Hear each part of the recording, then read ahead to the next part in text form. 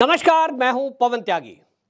मध्य प्रदेश में जैसे ही डॉक्टर मोहन यादव ने सीएम की शपथ ली, उसके बाद ही वो एक्शन मोड में आते हुए नजर आए और पहली ही कैबिनेट की बैठक में उन्होंने मध्य प्रदेश के लोगों का दिल जीत लिया। बैठक में उन्होंने फैसला कर दिया कि जो भी धार्मिक स्थलों पर लाउड स्पीकर बज रहे हैं उनको नियमित समय पर बजना होगा और एक जो सुप्रीम कोर्ट की गाइडलाइन है उसके अनुसार जो ध्वनि है उसकी जो तीव्रता है उस डेसिमल में रहना पड़ेगा और जो ऐसा नहीं करेगा वहां के लाउड स्पीकर को जब्त कर लिया जाएगा।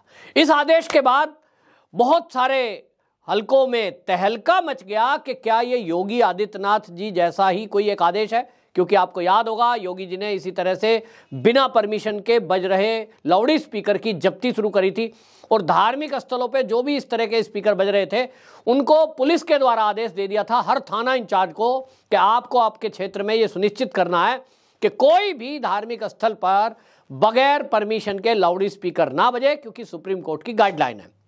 अब इसको लेकर एक्शन हुआ तो मंदिर हो या मस्जिद, ये लाउड स्पीकर उतारे जाने लगे तो उत्तर प्रदेश में खलबली मच गई। ठीक इसी तरह का काम जब मध्य प्रदेश में हुआ तो लोगों ने कहा कि जैसा योगी जी ने एक्शन यूपी में लिया है वैसा ही डॉक्टर मोहन यादव अब मध्य प्रदेश में कर रहे हैं। और असल में आपको बताएं, जो लोग हैं मध्य प्रदेश के उनका कहना यह है कि हमने जो मध्य प्रदेश की सरकार को वोट दिया है, लालच तो कांग्रेस वालों ने दिया था कि हम 2000 रुपया देंगे, 3000 देंगे, ये करेंगे वो करेंगे। हमने फ्री रेवड़ी के चक्कर में कांग्रेस को वोट नहीं दिया, भारतीय जनता पार्टी को वोट दिया है।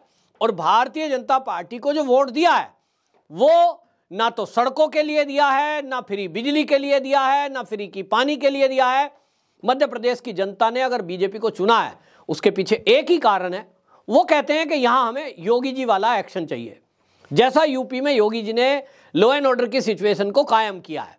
जिस तरह से आज उत्तर प्रदेश में जो जिहादी मानसिकता के लोग हैं, जो कट्टरपंथी लोग हैं, आज उनकी हिम्मत नहीं है कि वो कोई भी ऐसी एक्टिविटी करें और अपराधी तो योगी के नाम से कांपते हैं। क्या ऐसा ही कुछ मध्य प्रदेश में भी होने जा रहा है? आपको बता दें, भारतीय जनता पार्टी ने डॉक्टर मोहन यादव को जब चुना और वो नाम सामने आया तो सब हक्के बक्के रह गए कि यार एक नया सा लड़का देखिए जो अभी कल तक ये छात्र राजनीति करता था, हालांकि 3 बार विधायक रहे, लेकिन सबसे एक माना जाता है कि जूनियर अगर लिस्ट में कहें तो नीचे से 2-4 नंबर ऊपर है बस। ऐसे व्यक्ति को सीएम, तो उसके पीछे एक विचारधारा है पक्की, अगले 25 साल तक ऐसा बंदा रहे। जैसे शिवराज सिंह चौहान को आप देखेंगे, एक लंबी पारी उन्होंने खेली है, 18 साल सीएम रहे हैं। तो इन यादव जी से ये उम्मीद कर रहा है संगठन कि कम से कम अगले 2 टर्म तो ये सीएम रहे हैं। और जब अगले 2 टर्म की तैयारी है तो वो कैसे रहेंगे? जनता का प्रिय बनकर दिखाना होगा, क्योंकि लगातार ये 5वीं बार भारतीय जनता पार्टी की सरकार है। तो भारतीय जनता पार्टी को यदि जनता मध्य प्रदेश की पसंद कर रही है तो वो काम इन्हें आगे बढ़ाने होंगे जो शिवराज सिंह चौहान ने किए हैं। शिवराज सिंह चौहान के कार्यकाल को आप याद करेंगे, कई ऐसी जगह थी जहां शिवराज मामा का बुलडोजर भी चला। ऐसी कई घटना हुई जहां कहीं लड़की के साथ कुछ अभद्रता कर दी गई, कोई गंभीर अपराध में पकड़ा गया। तो जो योगी जी ने यूपी में किया वही फॉर्मूला शिवराज सिंह चौहान ने, मामा जी ने मध्य प्रदेश में वो इंप्लीमेंट किया। और इसलिए शिवराज सिंह चौहान की लोकप्रियता बढ़ी तो महिलाओं ने उन्हें मामा का तमगा दिया कि भाई ये है असली भाई। ऐसा ही कुछ इनसे भी लोग चाहते हैं। यहां आपको एक और बात बताऊं, मोहन यादव के बारे में बहुत सारी चीजें गूगल पर नहीं पड़ी हैं, क्योंकि कोई सोच भी नहीं सकता था कि एक छात्र राजनीति करने वाला, एक संघ का कोई स्वयंसेवक जो नगर कारवा स्तर का रहा हो, वो कभी अचानक से सीएम भी बन सकता है। और इसीलिए बहुत ज्यादा सोशल मीडिया पर उनकी जानकारी नहीं है। लेकिन मैं आपको बताता हूं, ये जो डॉक्टर मोहन यादव हैं ये भी हर साल महिलाओं के बीच ऐसे कई कार्यक्रम करते हैं, चाहे वो मकर संक्रांति का कार्यक्रम हो, फिर चाहे वो रक्षाबंधन का कार्यक्रम हो। इनका रिकॉर्ड है कि रक्षाबंधन पर कम से कम हजारों महिलाओं से राखी बंधवाते हैं, सैकड़ों नहीं हजारों से इनके कार्यक्रम होते हैं जगह जगह। और ये तब हो रहे हैं जब लाडली बहना योजना तो थी भी नहीं, मतलब ये संघ के परिपाटी में है, संघ के कल्चर में है। अखिल भारतीय विद्यार्थी परिषद जो संघ का ही एक प्रकल्प है जो छात्रों के बीच काम करता है, वहां भी ये कल्चर है कि वहां लड़कियों को उस भावना से नहीं देखा जाता है जो दूसरे लोग देखते हैं। यहाँ जो कांग्रेस का कल्चर है भोग की वस्तु समझकर, वहां एक भाई बहन या परिवार वाला रिश्ता है। और ये डॉक्टर मोहन ने ये अपने जीवन में जिया है। ऐसे उज्जैन की महिलाएं बहुत सारी जिनसे मेरी भी बात हुई है जब मैं गया हूं वहां, वो कहते हैं साहब हमारा तो परिवार का रिश्ता है ये डॉक्टर मोहन से। वो कहते हैं ऐसा रिश्ता है, कब चले जाओ कभी भी बात कर लो। और आप देखिए कि केवल एक विधायक थे और उस विधायक रहते भी इतना समर्पण कि अपने परिवार में कई बार वो बात नहीं कर पा रहे हैं, 2-2 दिन तक घर से बाहर हैं। और वो केवल उज्जैन के थे लेकिन पूरा मध्य प्रदेश में भ्रमण करना, ये जो मध्य प्रदेश में किया है उसके कारण पार्टी ने इनको चुना। और आज जो इन्होंने शुरुआत की है, इसके बाद इन्होंने लाउड स्पीकर का मुद्दा कहा तो फिर कहा खुले में मीट नहीं बिकेगा। और उन्होंने मीडिया में बोला कि बहुत सारे लोग अंडा बेचते हैं। हालांकि उन्होंने बात को घुमाते हुए ये कहा देखिए ये हमारे लिए शरीर के लिए हानिकारक हो सकता है, हाइजीन की समस्या है, खुले में आप बेच रहे हैं मीट को तो मक्खियां बैठती हैं, गंदगी फैलती है, लोग बीमार हो सकते हैं। लेकिन असली मकसद समझ में आ जाना चाहिए, क्योंकि हिंदू लोग कभी भी खुले में मीट जब कटता है, और ऐसा उज्जैन शहर देखिए जहां धार्मिक नगरी है, वहां धार्मिक लोग पहुंचते हैं जो इस मीट का सेवन करते ही नहीं है तो उनका मन खराब होता है। और इसलिए ये जो आदेश दिया गया कि खुले में मांस की बिक्री नहीं होगी, ये आपको याद ही होगा कि पिछले दिनों उत्तर प्रदेश में जब योगी सरकार बनी तो वहां दिया गया था ये आदेश।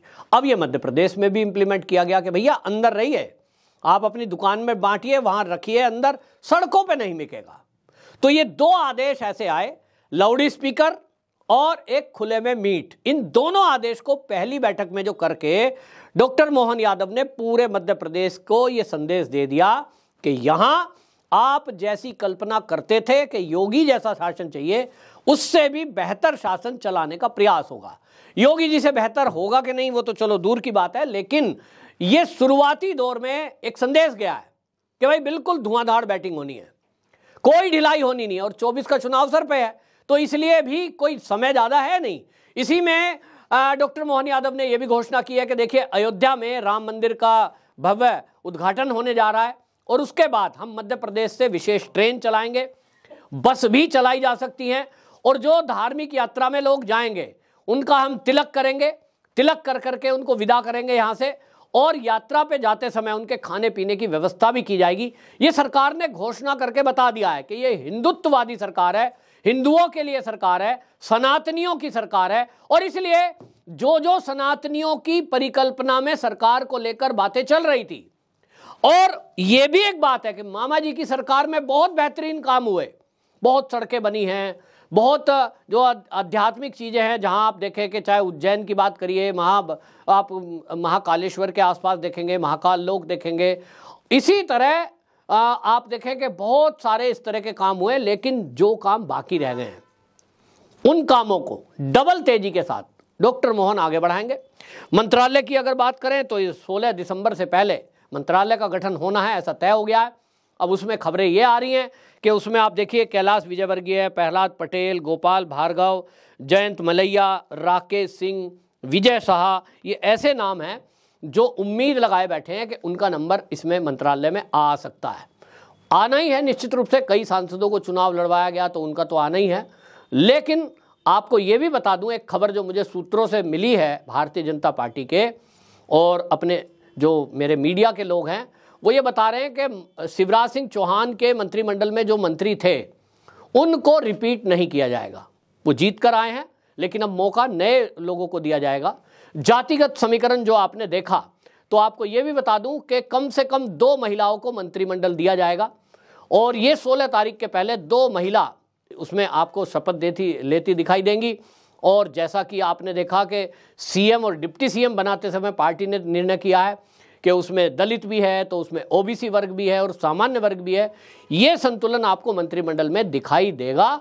वहीं आपको जो संदेश है वो डिप्टी सीएम और सीएम की घोषणा से लगी गया, नए चेहरों को आगे बढ़ाया जाएगा। तो महिला, आदिवासी और दलित समाज ये आगे बढ़ाए जाएंगे मंत्रालय में, और बढ़ाया उसी को जाएगा जिसके बारे में ये पार्टी को पूरा कंफर्म लगता है कि वो कट्टर सनातनी की तरह स्पष्ट बिल्कुल बात करेगा और अपने मंत्रालय में डबल तेजी से काम करेगा। जो सुस्त लोग होंगे, ढुलमुल रवैये वाले होंगे, सब डाटा उनका खंगाला जा रहा है, दिल्ली में उस पर बैठक हो रही है और दिल्ली में अगले कुछ घंटों में इस पर घोषणा हो जाएगी। और आपको यह भी बता दूं कि अगले 2 दिन बाद यह मंत्रिमंडल का विस्तार हो सकता है, ऐसी सूत्रों से खबर लगी है। आपका क्या कहना है कमेंट बॉक्स में जरूर लिखें। वंदे मातरम।